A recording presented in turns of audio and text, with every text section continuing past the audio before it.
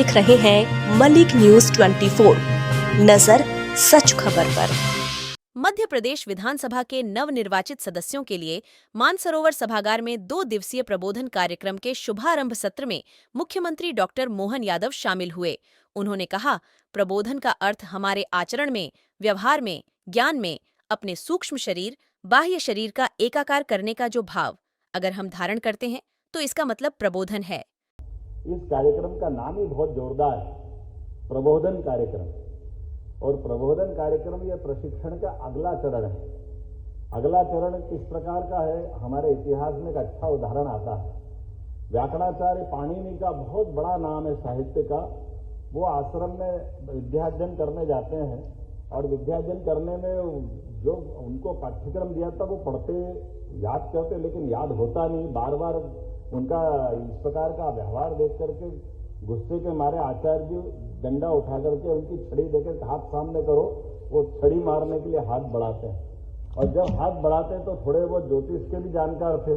जैसे हाथ बढ़ाते तो हाथ दिखाई देता और वो मारने के पहले अपनी छड़ी वापस ले लेते और बेटे उसको लाड़ करने लग जाते। तो उन्होंने कहा, क्या हुआ गुरु जी? बोले, बेटे तेरा कोई दोष नहीं। बोले, क्यों दोष नहीं गुरु जी, मेरे को बताओ।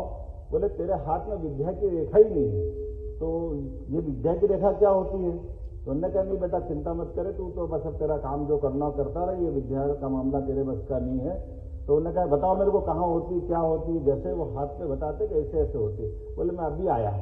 अंदर जाते और चाकू से अपने हाथ से लाइन बना के आते और कहते ये लाइन बन गई। और उसके बाद दुनिया में उनसे बड़ा कोई व्याकरणाचार्य या अपने ज्ञान का बड़ा कोई इतना बड़ा नाम नहीं जो अपने हाथ से अपनी लकीर बना लेते।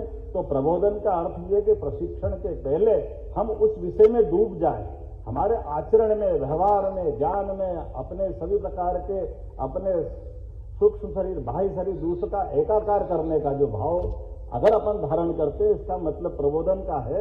और मैं उम्मीद करता हूं माननीय अध्यक्ष जी, जो आपने कहा है, मैंने प्रबोधन की बात कही तो एक उदाहरण और जरूर देना चाहूंगा। वो हम सबके लिए उसी प्रकार का होगा जो महर्षि पाणिनि जी को हमने नहीं देखा है।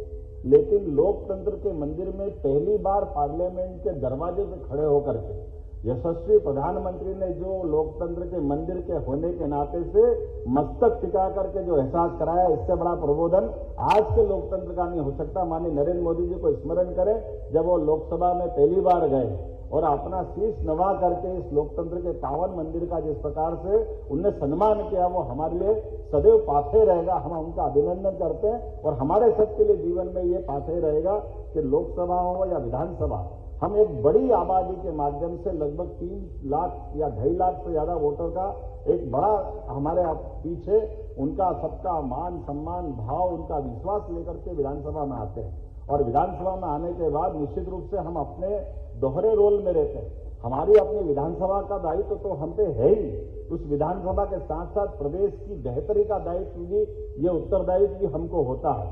इसलिए हम पूरे प्रदेश की बेहतरी के लिए, अपने क्षेत्र की बेहतरी के लिए और इनको सबको मिलाकर के हमारे अपने इस देश की लोकतंत्र के उस पावन मंदिर का सम्मान करने के लिए उस बड़ी भावना के साथ अपने इस विधानसभा में प्रवेश करते हैं। निश्चित रूप से इस कारण से हमारे अपने जीवन में कई नए पाठ सीखने के लिए भी ये पाठशाला की तरह काम आती है। और इस पाठशाला के पाठ में हर सत्र हमारे लिए एक नया अपने जीवन का एक पाठ बने और नए प्रकार से अपने जीवन का आत्मविश्वास की नई चरण से नई सीढ़ियां प्रारंभ करें, वो सारी ऊंचाइयां हम हासिल करें। इस भावना के साथ आज के इस प्रबोधन के कार्यक्रम में